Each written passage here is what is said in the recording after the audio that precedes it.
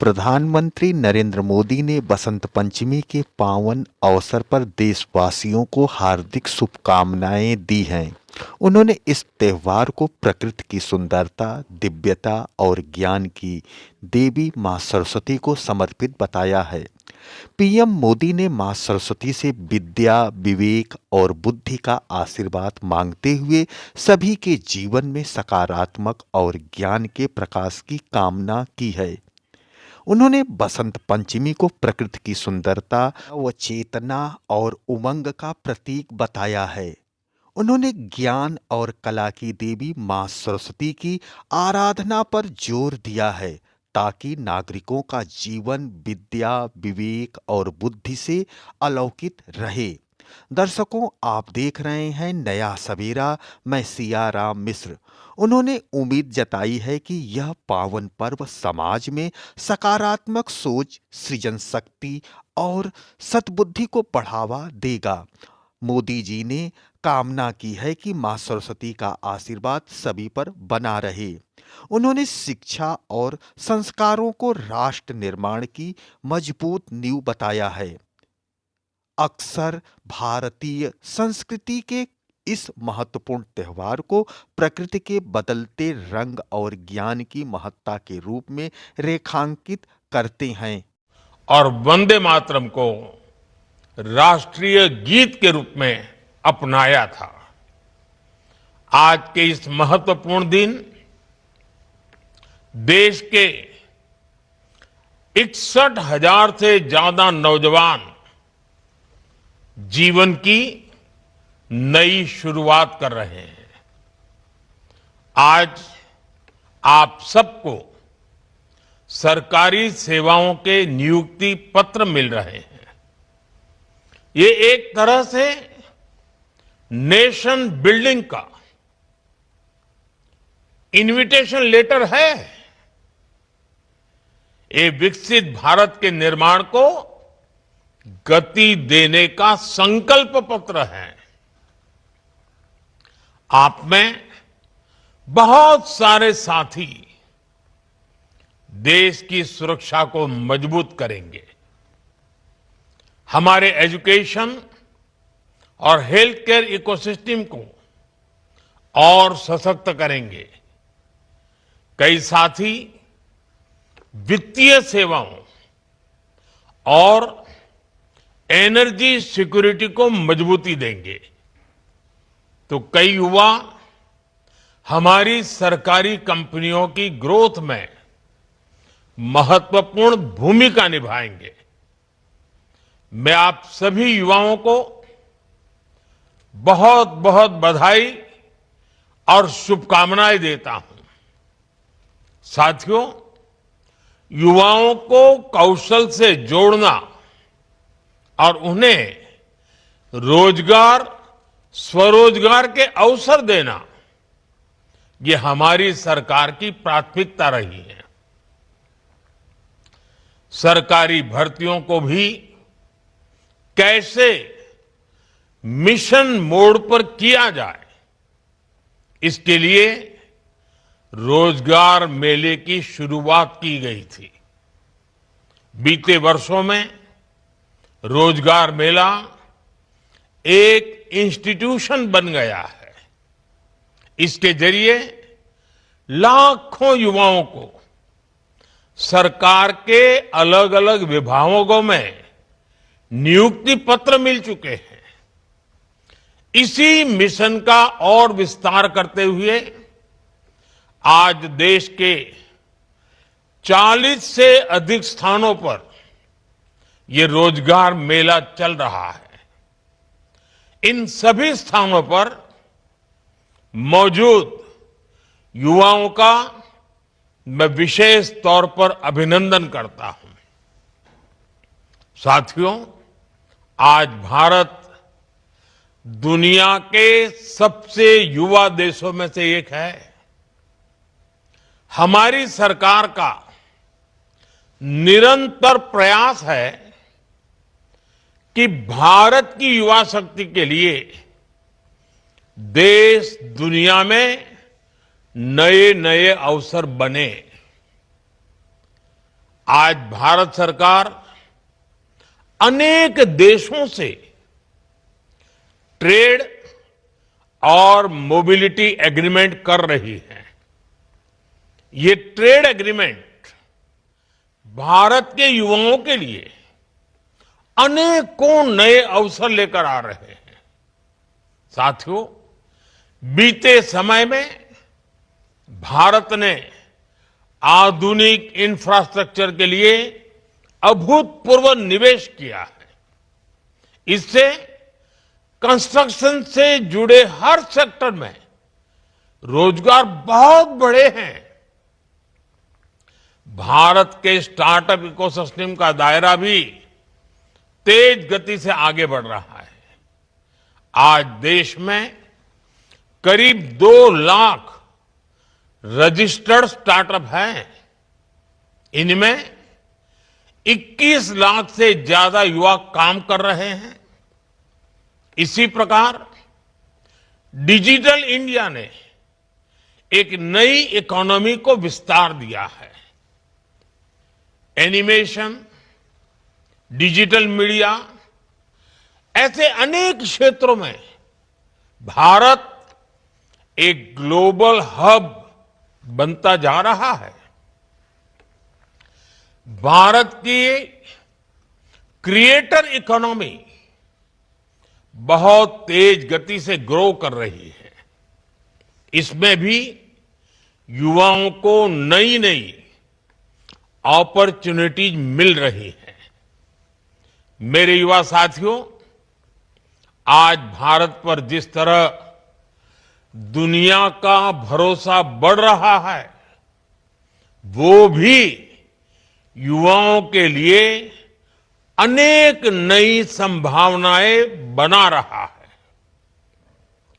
भारत दुनिया की एकमात्र बड़ी इकोनॉमी है जिसने एक दशक में जीडीपी को डबल किया है। आज दुनिया के 100 से अधिक देश भारत में एफडीआई के जरिए निवेश कर रहे हैं। वर्ष 2014 से पहले के 10 वर्षों की तुलना में भारत में 2.5 गुना से अधिक एफडीआई आया है।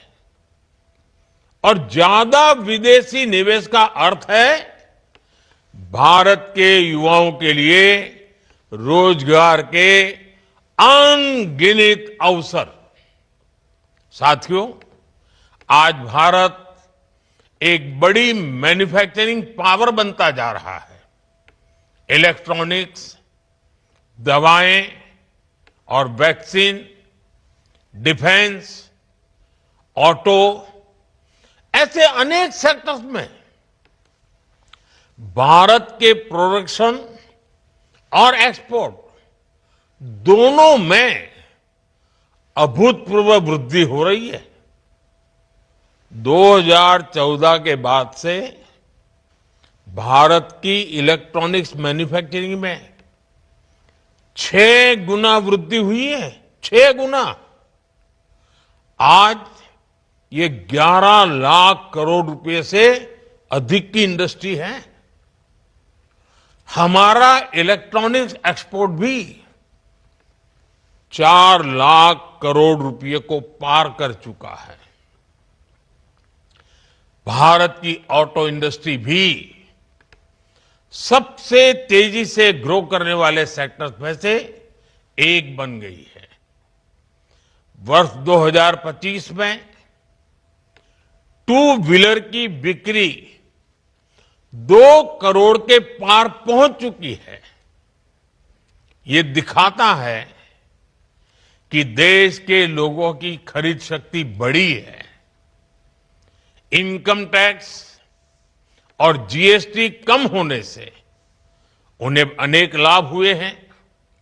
ऐसे अनेक उदाहरण हैं जो बताते हैं कि देश में बड़ी संख्या में रोजगार का निर्माण हो रहा है।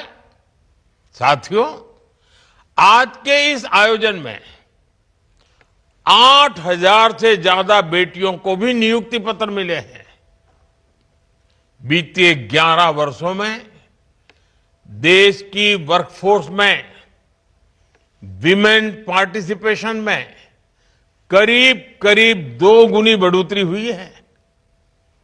सरकार की मुद्रा और स्टार्टअप इंडिया जैसी योजनाओं का बहुत बड़ा फायदा हमारी बेटियों को हुआ है।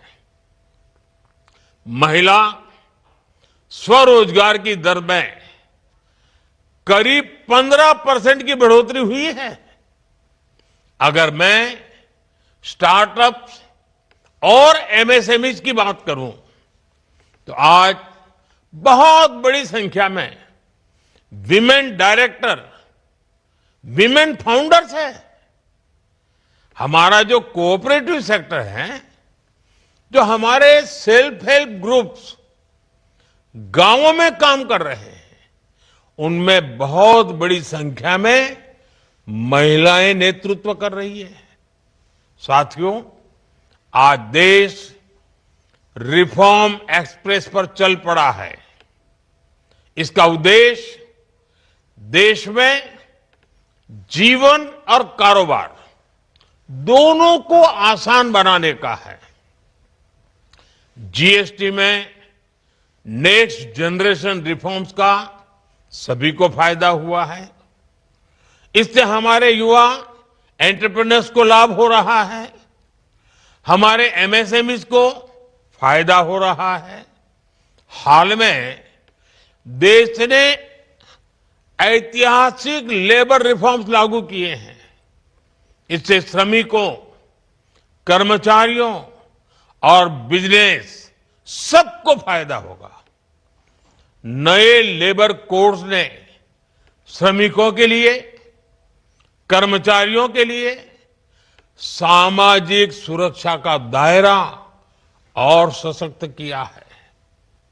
साथियों, आज जब रिफॉर्म एक्सप्रेस की चर्चा हर तरफ हो रही है, तो मैं आपको भी इसी विषय में एक काम सौंपना चाहता हूं। आप याद कीजिए, बीते 5-7 साल में कब कब आपका सरकार से किसी न किसी रूप में संपर्क हुआ है। कहीं किसी सरकारी दफ्तर में काम पड़ा हो, किसी और माध्यम से संवाद हुआ हो और आपको इसमें परेशानी हुई हो, कुछ कमी महसूस हुई हो, आपको कुछ न कुछ खटका हो। जरा ऐसी बातों को याद करिए। अब आपको तय करना है कि जिन बातों ने आपको परेशान किया, कभी आपके माता पिता को परेशान किया, कभी आपके यार दोस्तों को परेशान किया, और वो जो आपको अखरता था, बुरा लगता था, गुस्सा आता था, अब वो कठिनाइयां आपके अपने कार्यकाल में आप दूसरे नागरिकों को नहीं होने देंगे।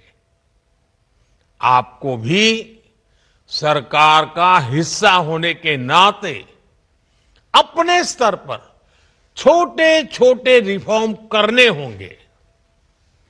इस अप्रोच को लेकर के आपको आगे बढ़ना है, ताकि ज्यादा से ज्यादा लोगों का भला हो।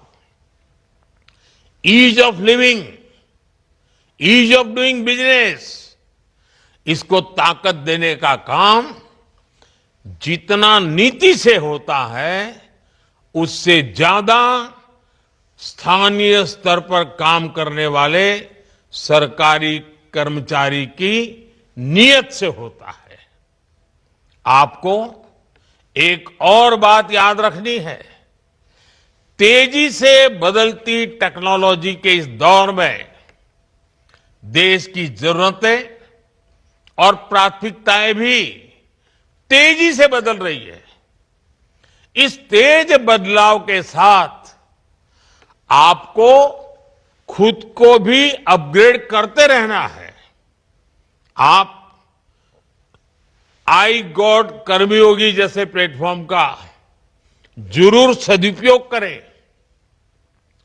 मुझे खुशी है कि इतने कम समय में करीब 1.5 करोड़ सरकारी कर्मचारी आई गॉड के इस प्लेटफॉर्म से जुड़कर खुद को नए सिरे से ट्रेन कर रहे हैं, एम्पावर कर रहे हैं।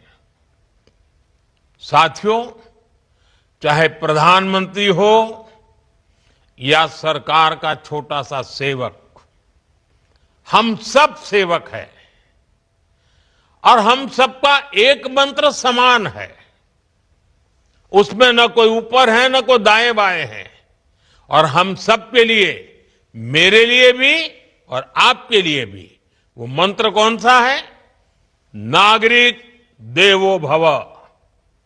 नागरिक देवो भव के मंत्र के साथ हमें काम करना है। आप भी करते रहिए।